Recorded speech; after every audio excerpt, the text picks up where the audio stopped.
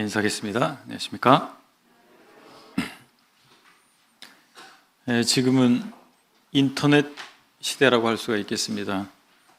요즘 사람들은 공중파 텔레비전이나 종이로 된 신문을 통해서 정보를 얻기보다는 인터넷을 통해서, 특히 유튜브를 통해서 정보를 얻습니다. 예전에 딸들이 시집 가기 전에 어머니로부터 요리를 배웠는데, 요즘에는 남녀노소가 유튜브를 통해서 요리를 배우고 있습니다. 영적인 면에서도 우리는 유튜브에 올라온 설교나 가르침을 손쉽게 접할 수가 있습니다. 어떤 분들은 자신의 영적인 지침을, 주된 영적인 지침을 유튜브를 통해서 얻는다라고 들은 적도 있습니다. 그런데 이러한 인터넷 정보는 사실 검증되지 않은 것들이 굉장히 많이 있습니다.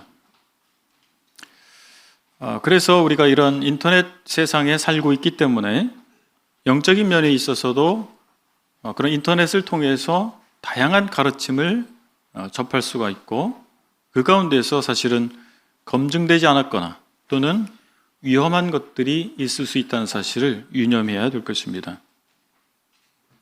이처럼 다양한 영적 가르침, 그리고 주장들, 이런 것들에 대해서 우리가 성경적인 원칙을 가지고 검증할 필요가 있는 것이죠.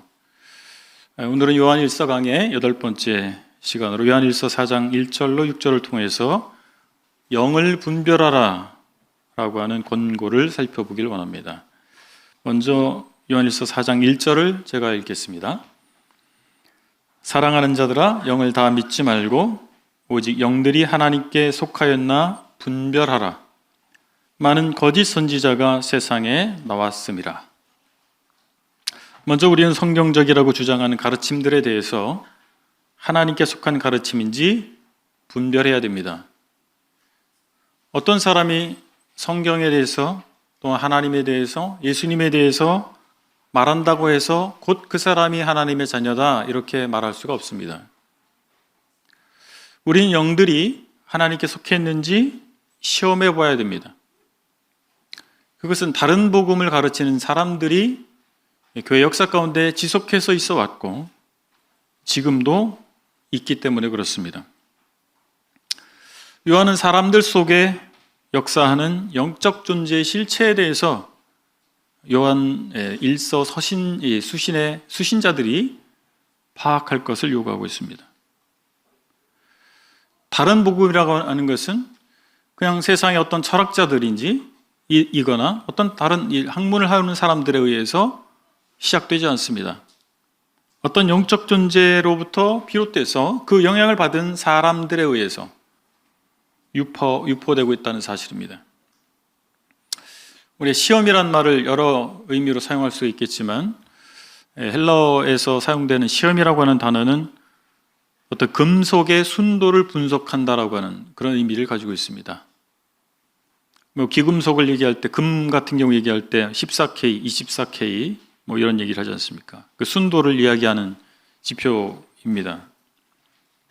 그래서 우리는 어떤 가르침에 대해서 그것을 수용하기 전에 엄격하게 성경과 비교해서 시험해 봐야 할 것입니다.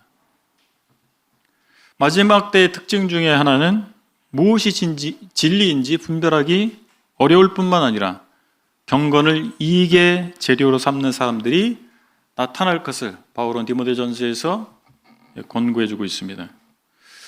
우리가 살고 있는 이 한국 사회에 얼마나 많은 기독교 이단들이 활개를 치고 있습니까? 그리고 적지 않은 그리스도인들이 이런 이단에 미혹되고 있는 것입니다. 사실 그리스도인이라고 하는 사람들이 대부분이 이단이 뭔지 몰라요. 그래서 그냥 목사님이 이단이라면 이단인 줄 알고, 자기 교단에 속하지 않으면 이단이라고 생각하고, 그게 현실입니다. 그럼 여러분들은 어떻게 생각하십니까? 이단이 과연 무엇이라고 알고 계십니까?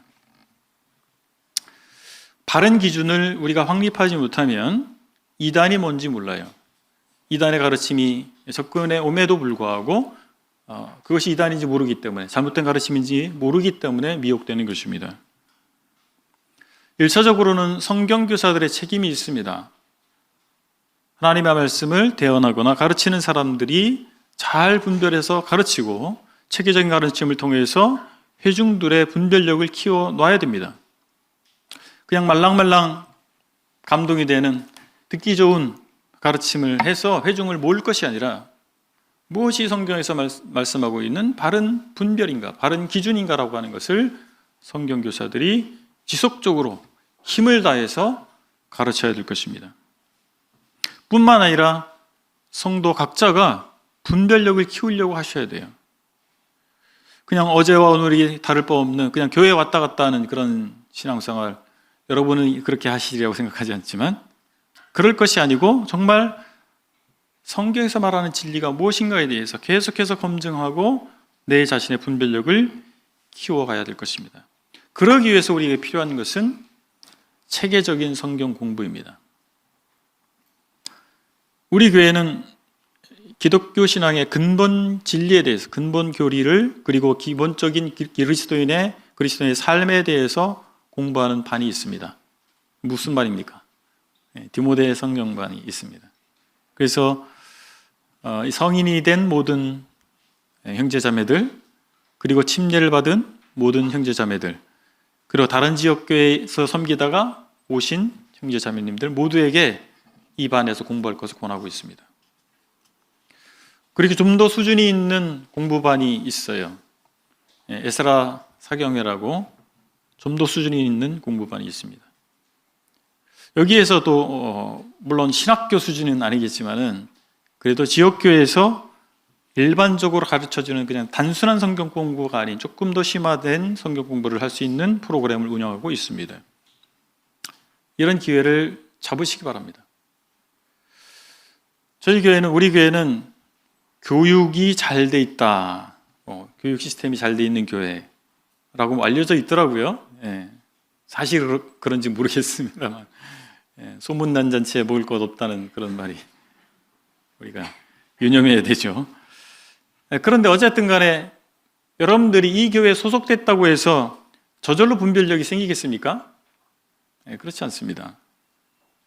여러분들이 기회를 잡으셔야 될 것입니다. 설교를 들을 때는요, 교회 생활 한 10년 정도 하시면요, 다 아는 것 같아요.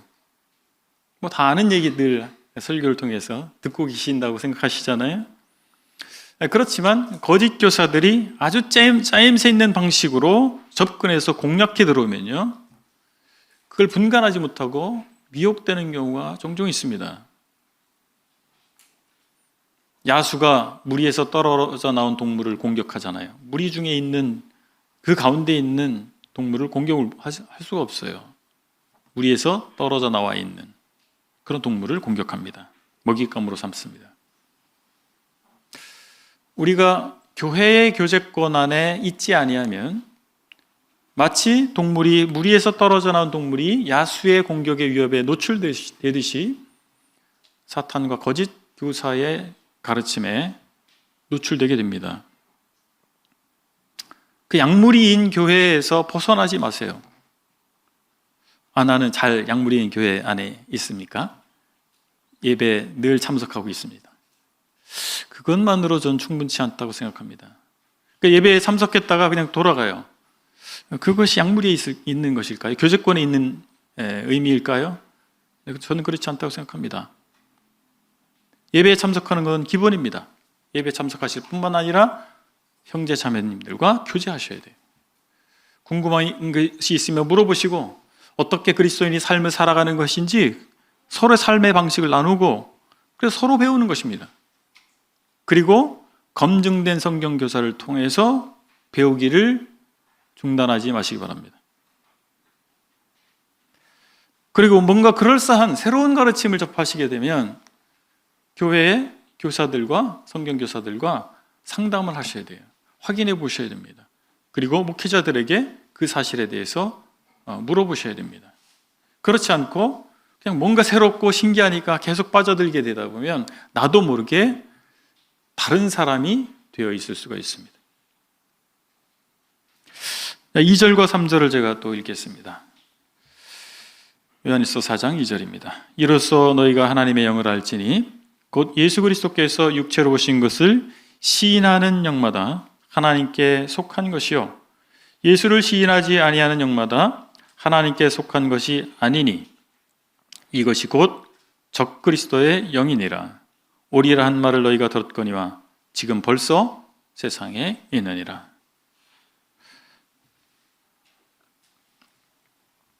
요한은 하나님으로부터 온 영인지 확인할 수 있는 두 가지 기준을 제시하고 있는데, 첫 번째는 방금 읽은 말씀을 통해서 보면 그리스도의 성육신에 대한 믿음의 여부가 기준이다라고 하는 것입니다. 하나님에 속한 가르침의 첫 번째 기준, 그것은 바로 그리스도의 성육신을 인정하는 것입니다. 여기 말씀에 보면 2절에 보면 예수 그리스도께서 육체로 오신 것을 시인하는 이라고 하는 표현이 있어요. 이것이 바로 성육신이라고 우리가 줄여서 말합니다. 영어로 incarnation. 하나님이 사람이 되셨다. 사람의 육체를 가지셨다. 이런 의미입니다. 예수님을 성육신하신 분으로 그리스도로 믿는다 할 것 같으면 그분을 주님으로 섬기게 되어 있습니다. 그런 삶을 살게 되어 있어요. 왜 그렇습니까? 그분은 하나님이십니다. 사람이 되신 하나님이십니다. 우리가 그렇게 예수님을 믿고 있잖아요. 그러면 그분이 하나님이신 거예요. 그분을 내 마음에 믿었다 할 것 같아요. 그분이 나의 삶의 왕이시고 주님이 되시는 겁니다. 그리고 그런 삶을, 주님으로 인정하는 삶을 살게 되는 것은 당연한 귀결입니다. 뭔가 특별하게 훈련을 받아야만 되는 것이 아니죠. 예수님을 주님으로 믿었다면 그분이 하나님이시기 때문에, 사람이 되어 오신 하나님이시기 때문에 그분을 주님으로 인정하는 삶을 살게 되는 것입니다. 지난 시간에 우리 같은 요한일서를 계속 공부하고 있는데, 참된 그리스도인의 특징 중에 하나, 뭘 얘기했습니까? 사랑을 실천하는, 실제적인 사랑을 실천하는 것이다. 이렇게 요한의 교훈을 살펴봤습니다. 그런데 가만 보니까 정말 사랑을 잘 실천하는데 뭔가 다른 사람들이 있는 거예요. 거짓 교사임에도 불구하고 사랑을 참 잘 실천하는 사람들이 있더란 말이에요. 그래서 이 사람들에 대해서 또 다른 검증의 기준이 필요하다. 요한은 얘기하고 있는 것입니다. 그 검증의 기준이 무엇이냐면 예수 그리스도를 시인하느냐라고 하는 것입니다. 우리 주변에도 참으로 인격적이고 자비를 베푸는 선한 일을 하는 좋은 분들이 많이 있지 않습니까? 네, 그렇습니다. 그런데 그들이 비진리를 진리로 믿고 있거나 또는 기독교 이단의 사상을 따르고 있는 사람들도 있어요. 그런 사람들은 어떤 사람이겠어요? 비진리를 진리로 믿는다는 것은 하나님을 싫어해요. 참 사람들 사랑하고 자비를 베풀고 참 그러는데 그 마음에 하나님을 미워해요. 하나님을 대적하는 마음이 있어요. 그런 경우 종종 있습니다. 심지어는 다른 예수를 믿는 사람. 이단이 뭐겠어요? 다른 예수를 믿는 거예요. 그리고 전파하는 것입니다. 일반적으로 사람들은, 우리 다 사람이잖아요. 일반적으로 사람들은 선해 보이고 친절을 베푸는 사람들에 대해서 호감을 갖게 됩니다. 그리고 그 사람이 지향하는 바도 긍정적으로 보기 시작해요. 그래서 우리는 착한 행실을 보이는 그런 사람의 행동과 그가 가지고 있는 가치관을 분리해서 생각해야 되는데 그러기가 어렵습니다. 그 사람을 좋은 사람이라고 생각하는 순간 그 사람이 가지고 있는 가치 기준, 그의 사상도 좋아 보이는 거예요. 근데 이것이 분리되기가 정말 어렵습니다. 요한 당시에 수신자들, 요한일서의 수신자들 가운데도 그런 사람들이 있었던 것 같아요. 참 형제 사랑을 베푸는 것처럼 보이고 참 친절하고 인격적으로 훌륭한, 그런데 영지주의적인 사상을 가진 이런 사람들이 있었던 것 같습니다. 그래서 여기에 미혹된 사람들은 가현설이라고 하는 것을 따랐습니다. 가현설이 뭐냐면 예수님이 이 땅에 사람이 되어 오신 것처럼 보였지 실제로는 사람이 된 게 아니다. 그런 얘기예요. 뭐 이런 것도 같고 저런 것도 같고 그런 말이처럼 들리는데 사람이 실제 된 게 아니라는 얘기예요. 왜냐하면 영지주의 사상은 영적인 것, 정신적인 것은 선하고 육체적인 것은 악하다고 봤어요. 그러니까 선하신 하나님이 어떻게 육체를 가질 수 있느냐? 영지주의 개념에서는 수용할 수 없는 것입니다. 그들의 시스템에서는, 그들의 체계에서는 수용할 수 없는 거예요. 그러니까 사람이 된 것처럼 보였다. 이렇게 주장을 한 것입니다. 그러나 요한은 이야기를 합니다. 예수님은 하나님이신데 육체, 실제적인 육체를 가지셨다. 요한복음도 사도 요한이 있었잖아요. 요한복음에서 뭐라고 얘기하고 있습니까? 말씀이 육신이 돼요. 우리 가운데 거하시며. 요한복음 1장 14절에서 분명하게 얘기하고 있습니다. 그래서 사르크스라고 하는 단어를 써있는데 이거는 정말 리얼 육체를 얘기하는 거예요. 그냥 뭐 고결한 몸 이게 아니에요. 정말 이런 몸뚱아리 뭐 이렇게 표현할 수도 있겠습니다. 그런 표현입니다. 보이지 않는 비가시적인 하나님께서 가시적인 존재가 됐다라고 하는 거예요. 이거 여러분들 믿고 계시잖아요. 이거 정말 어려운 이야기입니다. 어떻게 보이지 않는 하나님이 보이는 분이 됐을까? 무한한 하나님이 어떻게 유한한 육체를 가질 수 있을까? 믿는 것이 기적이에요. 여러분 그 뭐 기적이 일어나는 거예요. 여러분 믿고 계시잖아요. 이게 하나님 은혜입니다. 모든 사람들은 또 다른 어떤 사람들은 그리스도는 신적 존재이지만 하나님은 아니다 이렇게 주장을 합니다. 반대 얘기잖아요. 약간 반대 얘기죠. 그래 육체로 오신 거 맞아. 근데 그리고 굉장히 신적인 능력을 가지고 오신 분이야. 그런데 하나님은 아니야. 이렇게 주장하는 분들이 있죠. 여호와의 증인이라고 자신들은 여호와의 증인이다. 여호와 하나님이 따로 있고 예수님은 여호와가 아니다. 그런 주장을 하지 않습니까? 근데 우리 신앙은 구약에 나타난 여호와 하나님이 신약의 예수님이라고 믿는 것입니다. 신성과 인성, 예수님이 하나님 되심과 사람 되심을 다 인정하는 것이 성경의 가르침이고 바로 그런 분이 예수 그리스도이십니다. 이것은 우리 이성으로 어떻게 해결할 수 있는 문제가 아니에요. 성령으로 말미암는 것입니다. 성령께서 우리 마음 가운데 깨닫게 해주시고 성령으로 기록된 하나님 말씀을 통해서 우리에게 보여주셔서 우리가 그것을 믿게 되는 것입니다. 어떤 사람이 성육신의 교리를 거부한다면 그가 성령의 영감을 받지 않은 사람이고 또한 하나님의 진리를 수용하지 않는, 믿지 않는 사람이라고 하는 증거라고 하는 것입니다. 예수님이 하나님이 아니라거나 사람이 아니라고 하는 주장은 결국 다른 예수를 전하는 것입니다.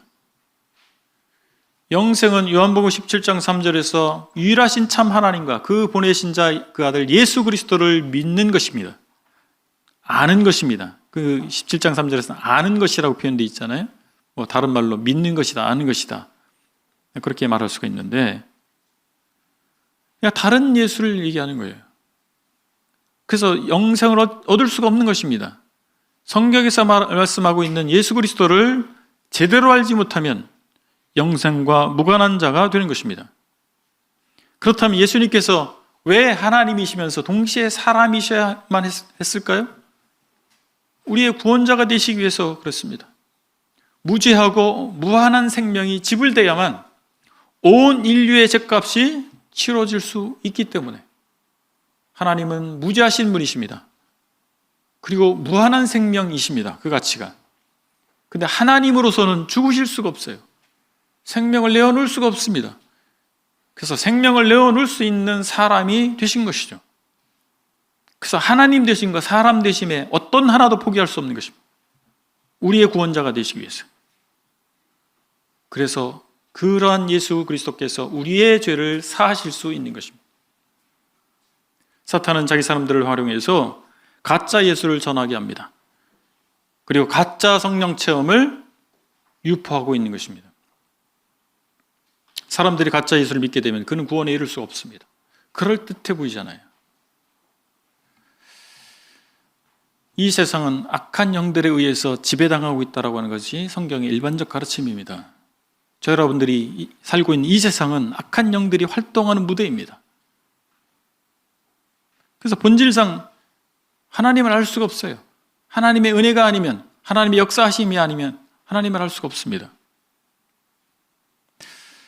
그들은 아주 그럴싸한 종교적 형식을 가지고 있을 수 있습니다. 그리고 어떤 종교적 감흥을 가지고 있을 수 있어요. 뭔가 거룩해 보이고 경건해 보이고 신령해 보이는 어떤 것들을 가지고 있을 수 있습니다. 그리고 그러한 체험을 그들이 가지고 있을 수 있어요. 여러분, 체험이라고 하는 것, 특히 종교적 체험이라고 하는 것은 아주 강력합니다. 모든 이론이 사라져버려요. 그래서 이 기독교 안에 있는 사람들 중에서 그 체험을 강조하는 그룹들이 있지 않습니까? 그분들뿐만 아니라 다른 종교에 있는 사람들까지도 신비 체험을 합니다. 종교 체험을 하는 것입니다. 근데 그것이 너무나 강력해서 합리적이고 논리적인 추론을, 그런 프로세스를 거부하게 돼요. 조심하셔야 됩니다. 기독교 신앙은 체험의 신앙이잖아요. 맞습니다. 하나님을 만나는 것인데 어떤 신비적 체험만이 그런 것은 아니라고 하는 것입니다. 영적 존재, 이 악한 영의 존재들은 능력을 가지고 있어요. 그래서 얼마든지 가장할 수가 있고 많은 모조품을 통해서 그것이 진품인 것처럼 속일 수가 있는 것입니다. 그래서 결국에는 가짜를 믿어서 참 하나님을 거부하게 되는 그런 현상이 나타나게 만드는 것입니다. 누군가 예수를 믿고 있다 할지라도 당신이 믿는 예수가 어떤 분입니까? 검증해 보셔야 돼요. 여러분들이 믿고 있는 예수님이 어떤 분인지 스스로 다시 한번 검증해 보시기 바랍니다. 여러분, 어떤 예수님을 믿고 있습니까? 유대인들이, 홍해의 기적을 경험한 유대인들이 모세가 시내산에 올라가서 하나님의 율법을 받고 있을 때 뭘 했습니까? 그 시내산 아래에서 금송아지 만들었잖아요. 그들이 가지고 있는 정보 가운데에서, 그들이 생각하는 신의 개념에서 금송아지가 하나님이었던 겁니다. 여러분이 믿고 있는 하나님은, 여러분이 믿고 있는 예수님 어떤 분이세요? 여러분 따라다니면서 뒤치다꺼리 하시는 분이십니까? 아니면 여러분 인생의 주인이십니까? 영적 체험의 실체에 대해서 분별해 봐야 됩니다. 그런 일들이 있습니다. 나의 어젯밤에 내가 먹은 음식까지 맞추는 사람을 만나시면 예언자가 나타났나 보다. 내가 배앓이를 해서 병원을 10년을 다녔는데 못 고쳤는데 손 한 번 얹어서 안수 딱 하니까 배앓이가 났어요. 그런 일이 여러분의 삶 가운데 발생하면 어떡하시겠어요? 하나님께서 보내신 사람입니다. 바로 그냥 넙죽 그럴 개연성은 누구나 있습니다. 그러나 그것을 분별해 보셔야죠. 사탄 마귀도 능력을 가지고 있는 것입니다. 광명한 천사로 가장할 수가 있는 것입니다. 4절, 5절, 6절 보겠습니다. 자녀들아, 너희는 하나님께 속하였고 또 그들을 이겼나니 이는 너희 안에 계신 이가 세상에 있는 자보다 크심이라. 그들은 세상에 속한 고로 세상에 속한 말을 하며 세상이 그들의 말을 듣느니라. 우리는 하나님께 속하였으니 하나님을 아는 자는 우리의 말을 듣고 하나님께 속하지 아니한 자는 우리의 말을 듣지 아니하나니 진리의 영과 미혹의 영을 이로써 아느니라. 하나님으로부터 온 영인지 분별할 수 있는 두 번째 기준은 성경의 교훈을 따르는 여부입니다. 여기 하나님께 속한 가르침, 그것이 무엇입니까? 사도적 교훈이라고 얘기할 수가 있겠습니다. 사도 요한이 우리라고 표현된, 본인을 포함해서 우리라고 표현된 사람들이 어떤 사람들이겠어요? 사도들입니다. 사도적 교훈이 성문화된 것이 신약 성경입니다. 참신자들은 그런데 기본적으로 그 안에 진리의 영이신 성령이 들어와 계세요. 그래서 기본적인 분별력을 갖고 있습니다. 그래서 4절에서 그들을 이겼나니, 이는 너희 안에 계신 이가 세상에 있는 자보다 크심이라. 여러분이 예수님을 믿게 됐을 때, 구원받았을 때 누구를 모셔드렸어요? 예수님을 모셔드렸는데 실제로 누가 들어오십니까? 새 삼위 하나님이신 성령께서 우리 안에 들어오신 것입니다. 그래서 성령을 받게 되면 기본적인 감각이 생겨요. 영적 감각이 생기는 거예요. 기본적인 분별력이 생기게 됩니다. 그래서 기본적으로 명백히 잘못된 사상에 대해서 분별할 수 있는 것입니다. 그래서 이길 수가 있어요. 그러나 이것으로 충분하지 않습니다. 왜냐하면 계속해서 사단은 새로운 방식을 아주 교활하게 정교하게 다듬어서 믿는 사람들을 미혹하려고 도전하기 때문에 그렇습니다. 그래서 우리는 계속해서 하나님 말씀인 성령에 의해서 기록된 말씀인 성경 말씀을 통해서 계속해서 우리 영적 감수성을 증진시켜야 되고 우리 분별력을 키워놔야 될 것입니다. 요한은 자신을 포함해서 사도들 우리라고 표현하고 있는데, 사도들이 한 분씩 이제 세상을 떠나시게 됐어요. 사도 요한이 가장 오래까지 이 땅에 남아있던 사도입니다. 사도들이 살아있을 때는 물론 사도들의 글들이 이렇게 회람되고 있었습니다. 그걸 회람서신이다 이렇게 얘기하는데, 각 지역교회들이 생겨나게 됐고 지역교회에서 지역교회로 보낸 어떤 서신들이 있었고 또 사도들이 기록한 예수 그리스도에 관한 소식, 복음서들이 있었습니다.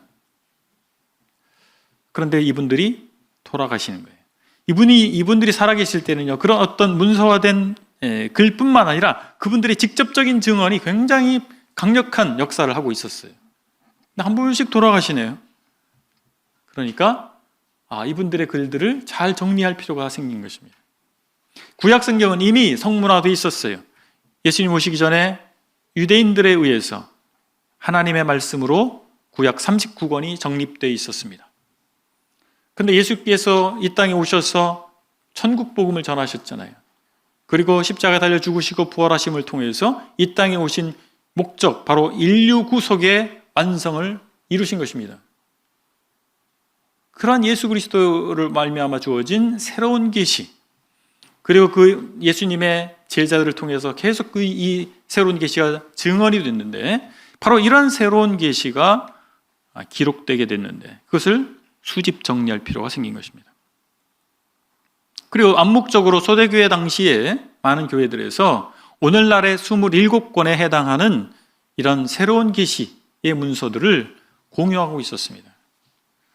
총량, 그리고 각 어떤 종류별로 약간의 차이는 있었지만 종합해보면 오늘날의 27권의 신약성경과 같은 이런 책들을, 문서들을 하나님 영감된 말씀으로 인정하고 있었습니다. 그런데 이제 로마 제국에서 기독교를 박해를 하게 됐어요. 그래서 박해 가운데서 기독교인들 잡아 죽이고 재산을 몰수하고 할 뿐만 아니라 기독교적인 문서를 파괴하기 시작했습니다. 그러니까 많은 문서가 있는데 그 문서를 다 보호할 수 없잖아요. 그래서 정말 영감된 하나님의 말씀으로 새로운 계시라고 인정될 만한 문서들을 특별히 보호할 필요가 생긴 것입니다. 그래서 무엇이 영감된 말씀이냐, 새로운 계시냐, 기준을 설정할 필요가 있었던 것이죠. 그 세 가지 기준이 있습니다. 사도성, 통일성, 보편성입니다. 사도성이라고 하는 것은 바로 신약 성경에 해당하는 문서들은 1세기 사도들의 시대에서 기원한 것이다 라고 하는 것입니다. 훗날 새롭게 뭔가 작성된 것이 아니라 바로 사도들이 활동할 시대에 그들에 의해서 또는 그들과 동역했던 사람들에 의해서 기록된 문서입니다. 사도라고 하면 바로 요한, 이런 분들이 사도잖아요. 마태, 이런 분들, 예수님의 직계 제자들입니다. 이분들의 가르침은 왜 중요합니까? 예수님 직접 만났잖아요. 직접 사사받은 거예요. 그들의 증언은 예수 그리스도의 증언이 가르침이 되는 것입니다. 그런데 사도는 아닌데 사도들의 동역자들이 있었어요. 마가복음을 쓴 마가는 사도는 아닙니다. 근데 사도들의 동역자였어요. 그리고 직접 예수님을 만나기도 했습니다. 마가복음에 보면 혼니부를 두르고 있다가 예수님 체포된 장면에 그걸 벗어놓고 알몸으로 도망간 사람 나오잖아요. 자기 자신을 얘기한 겁니다, 마가가. 근데 예수님을 직접 만나지 않은 사도들의 동역자가 있어요. 누가입니다. 누가는 바울의 든든한 동역자였습니다. 그래서 이 바울을 통해서 많은 정보를 얻었고 다른 사도들도 직접 만나서 많은 정보를 얻었어요. 바울은 또 어떤 사람인가요? 특별한 사도입니다. 바울이 예수님 만났습니까? 못 만났습니까? 만났어요. 다메섹 도상에서, 다메섹이라는 도상에서 예수님 만났어요. 특별한 방법으로 만났죠. 그럼 바울도 예수님 만난 사람이에요. 바로 사도들의 가르침, 사도들의 준하는 동역자들의 가르침은 예수님의 가르침인 것입니다.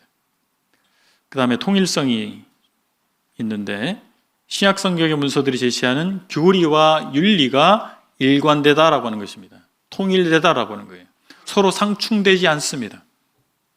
상충되는 것처럼 보이는 것도 있어요. 근데 알고 보면 아니에요. 로마서와 야고보서가 상충되는 것 같잖아요. 믿음이냐 행위냐. 그렇지 않습니다. 이거는 구원받는 원인, 구원받을 수 있는 수단. 로마서는 믿음을 얘기하는 거예요. 야고보서는 구원받은 사람의 결과를 얘기하는 것입니다. 그게 행위지 않습니까? 마지막으로 세 번째, 보편성입니다. 신약 성경은 최초의 교회들이 보편적으로 하나님의 계시로 인정한 문서들입니다. 보편적으로. 어떤 한 사람이, 한두 사람에 의해서 결정된 것이 아니라 성령 받은 성령 공동체인 교회들이, 최초의 교회들이 하나님의 계시의 말씀으로 수용한 것입니다. 그래서 보편적인 거예요. 그리고 그 이후의 교회 역사 가운데서 변함없이 2000년에 넘는 교회 역사 가운데서 모든 정통파 교회들이 이단이 아닌 이걸 얘기하는 겁니다. 하나님의 새로운 계시의 말씀으로 인정해 오고 있는 것입니다. 이렇게 수용된 신약 성경이 보존돼서 오늘날 우리에게까지 전달되어 있습니다. 여러분이 갖고 계시잖아요. 예, 우리말로 번역되어 우리에게까지 전달된 것입니다. 그렇기 때문에 우리의 첫 번째 과제는 무엇입니까? 신구약 성경을 하나님의 말씀으로 인정하는 것입니다. 성경은 모든 가르침을 평가할 유일하고 최종적인 권위입니다. 최종적인 기준입니다. 무엇이요? 성경입니다. 어떤 신학자가 정리해 놓은 글이 아니라, 어떤 사람들이 함께 모여서 정리한 어떤 회의 기록이 아니라, 회의에서 결정한 바가 아니라 성경이 기준이 되는 것입니다. 역으로 마귀는, 그리고 마귀의 영감을 받은 사람들은 성경을 부정해요. 성경이 어떻게 하나님 말씀이냐? 하나님 말씀을 포함하고 있다고 주장하거나, 아주 애매한 말이잖아요. 하나님 말씀 포함하고 있어? 그러는 것 같네. 여기 마귀가 한 말도 있으니까. 마귀가 한 말을 기록하게 하신 것이죠. 그래서 하나님 말씀인 거예요. 인용하잖아요. 우리가 어떤 말을 할 때 인용하잖아요. 누가 이런 말을 하더라 인용하잖아요. 또는 더합니다. 성경 위에 뭔가 자꾸 더해요. 우리의 두 번째 과제는 무엇입니까? 성경을 어떻게 알고 이해할 것인가라고 하는 거예요. 여기서 건전한 성경 해석의 원칙이 필요합니다. 우리 일상생활에서 우리는 무언가를 해석하고 살아요. 우리 의사소통하잖아요. 상대방이 하는 말, 어떤 글을 해석하는 거예요. 아, 저 사람이 이런 말을 했지 하고 있구나. 아, 이 저자가 이 글에서 이런 말을 하고 있구나. 해석입니다. 이 건전한 해석의 원칙이 없으면요, 제멋대로 이해하는 거예요. 나는 집에 간다고 했는데 집에서 왔다고 해석하는 거예요. 그게 말이 안 돼. 의사소통이 안 되는 거예요. 그래서 기본적으로 우리는 해석의 원칙을 다 가지고 있는 거예요. 그래서 성경을 볼 때도 마찬가지입니다. 건전한 해석의 원칙, 객관적이고 정확하게 성경 말씀을 이해할 수 있는 기준이 필요한 것입니다. 그냥 제멋대로, 내가 하고 싶은 대로, 내가 이해하고 싶은 대로 성경을 이해해서는 안 되잖아요. 그렇지 않습니까? 그래서 이 메시지의 의미를 제대로 파악하기 위한 원칙들이 있는데, 첫 번째는 화자나 저자, 말한 사람이나 글을 쓴 사람이 의도한 바가 무엇이냐라고 하는 거예요. 뭘 의도했느냐라고 하는 거예요. 두 번째는 그 글을 받는 사람 있잖아요. 수신자가 있잖아요. 수신자는 어떻게 이해할 수 있었을까라고 하는 거죠. 자꾸 내 중심으로 보지 마세요. 그때 그 수신자들 있잖아요. 그 수신자들은 이 글을 통해서 무엇을 이해할 수 있었을까라고 하는 것입니다. 마지막으로 이 본문이나 말 속에 뭔가 함축된 의미는 무엇일까라고 하는 거예요. 우리는 성경을 읽을 때 성경 기자들이 소유할 수 없었던 어떤 정보를 성경 본문 속으로 자꾸 집어넣으려고 해서는 안 될 것입니다. 21세기에 나의 기준으로 가지고 있는 어떤 정보를 자꾸 성경에 집어넣어서 해석하려고 하는, 모세오경을 쓴 모세의 입장에서 보셔야 돼요. 모세가 어떤, 지금 과학 문명이 발달된 21세기에 이런 정보를 가지고 그 글을 썼을까요? 그렇지 않잖아요. 우리는 성경을 있는 그대로 다뤄야 됩니다. 우리는 우리가 지닌 특별한 정보들을 가지고 성경을 읽어내려고 하는 그런 유혹을 물리쳐야 될 것입니다. 또는 한 구절이나 어떤 한 단어를 선택해서 발췌해서 어떤 의미를 주장하거나 부여하는 그런 방법을 사용해서는 안 됩니다. 이단들이 그렇게 하는 거예요. 어떤 구절, 단어, 그거 가지고 뭔가 주장하지 않습니까? 우리가 그래서는 안 되잖아요. 우리가 하나님 말씀 받는다고 했을 때, 하나님께서 이렇게 인도했다라고 말할 때 우리가 그럴 수 있어요. 그래서 정말 성경의 원저자인 하나님께서 성경의 기자를 통해서 뭘 기록해 두셨는가, 뭘 보여주려고 하셨는가, 여기에 우리가 초점을 맞춰야 될 것입니다. 오늘 교훈을 정리하겠습니다. 우리는 누구나 하나님의 메시지라고 전하는 것에 대해서, 누군가 하나님의 메시지라고 전하는 것에 대해서 하나님께 속한 것인가에 대해서 분별할 필요가 있습니다. 그 역사 가운데서, 그리고 지금 오늘의 현실 가운데서 마귀는 거짓을 유포해왔고 유포하고 있습니다. 우리는 또한 사람이 되어 오신 하나님이신 예수 그리스도를 믿는 신앙의 정체성을 분명히 해야 될 것입니다. 기독교 신앙은 무엇입니까? 예수 그리스도가 하나님이시고 사람이라는 사실을 믿는 것입니다. 그래서 기독교라고 하는 것입니다. 예수 그리스도를 믿는 것입니다. 그분은 하나님이시자 사람입니다. 그렇기 때문에 바른 복음과 바른 교리의 정립이 필요합니다. 그냥 예수님 믿었습니다, 그래서 교회 왔다 갔다 하는 것이 아니고 내 나름대로 어떤 종교심을 만족하는 방식이 아니라 성경에서 말하는 예수를 발견하시고 그 예수님을 믿는 것입니다. 성경에서 말하는 교리를 확인하고 그 교리가 내 삶 가운데 실제화되도록 하는 것입니다. 성경의 교리, 그것이 바로 사도적 교훈입니다. 하나님의 말씀, 이 계시의 기록인 성경을 우리가 믿고 따르기 위해서 계속해서 성경을 공부해 가야 됩니다. 저는 30년째 성경을 공부하고 있습니다. 근데 공부하면서 느끼는 것은 참으로 내가 너무나 몰랐구나, 내가 모르는 것이 너무나 많구나, 이런 고백을 하게 됩니다. 뿐만 아니라 성경을 보는 바른 눈을 가지셔야 돼요. 성경 해석의 바른 원칙, 내가 보고 싶은 대로, 내가 믿고 싶은 대로 성경을 봐서는 안 되고, 성경이 말씀하시는 대로, 하나님께서 말씀하시는 대로 볼 줄 아는 눈을 키우셔야 됩니다. 그래야만 내 마음대로의 신앙이 아니라 하나님께서 주인 되시는, 하나님의 계시의 기록이 나의 삶을 지배하는 그런 삶을 우리가 살 수 있을 것입니다. 기도하시겠습니다. 아버지 하나님, 하나님께서 저에게 은혜 베푸셔서 성령을 보내시고 성령의 감동하심으로 기록된 계시의 말씀을 저희 손에, 저희 언어로 번역해 들려주신 것을 감사합니다. 아버지 하나님, 사탄 마귀는 계속해서 거짓 교사들을 통해서 믿는 자들을, 또 믿지 않는 자들을 미혹하고 있습니다. 아버지 하나님, 제가 바른 분별력을 가질 수 있게 하셔서 저희 이 땅 가운데 살아갈 때 사단의 괴계에 미혹되지 아니하고 하나님의 뜻을 성취하는 저희들이 될 수 있도록 인도해 주시기를 원합니다. 예수 그리스도의 이름으로 감사하며 기도했습니다. 아멘.